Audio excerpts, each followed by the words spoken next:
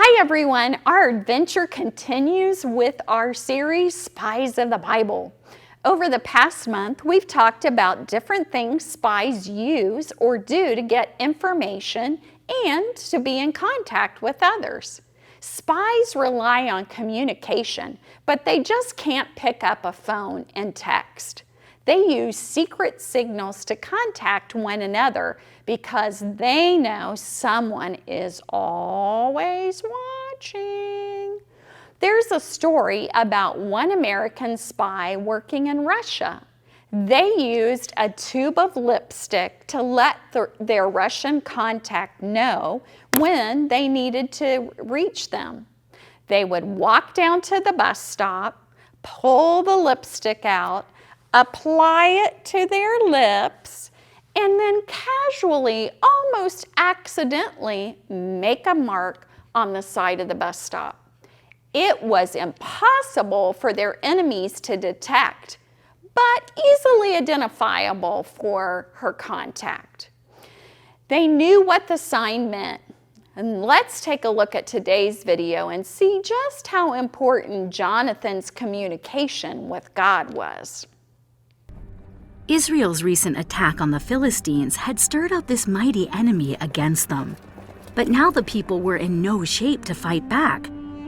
King Saul had made godless and arrogant decisions, leading Israel into confusion, distress, and fear, so that their eyes were not on the victory God could provide, but only on an enemy that outnumbered them by the thousands.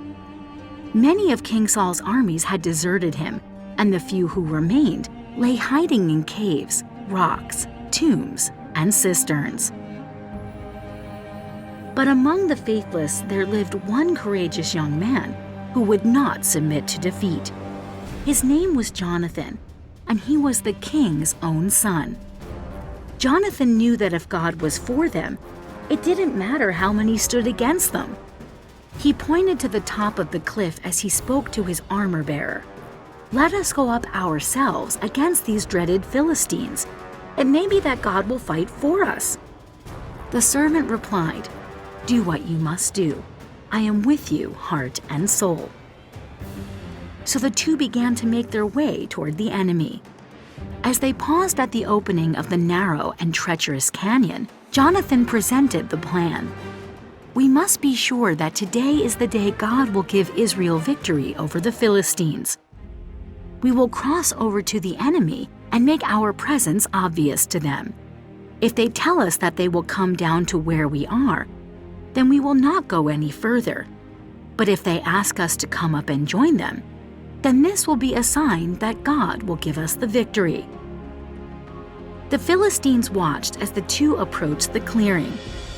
Amused by the pitiful contest the situation presented, they called down to Jonathan and his companion, "Come up here, we'd like to show you a thing or two."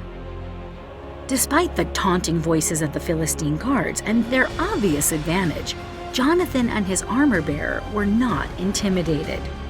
Jonathan knew that God was with them. "Come up after me," he called out to his armor-bearer, "for the Lord has given them into the hands of Israel." So the two made the treacherous journey up the jagged rock wall toward the Philistine bullies. When Jonathan and his loyal armor-bearer reached the Philistines, they pulled out their swords and began to fight with the courage and determination of 1,000 men.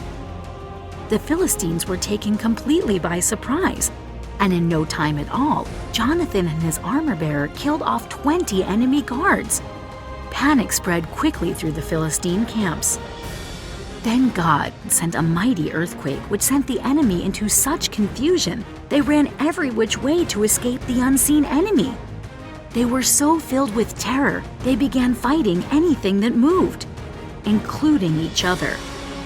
Soon, King Saul and all the men of Israel came out from hiding and began to chase after them in battle. And it was on that day that the Lord saved Israel. Communication is important for believers as well. We should start each day by reaching out to God. We can pray all day at home, at school, at sports practice, and yes, even at church. And when we fill our days with prayer, we will receive God's guidance. God will help us live a life that honors Him and blesses others. We don't need to sneak and talk to God. We can pray anytime, anywhere. And the more we talk to Him, the more in tune we'll be with Him. You guys have a great 4th of July weekend, and hopefully we'll see you soon.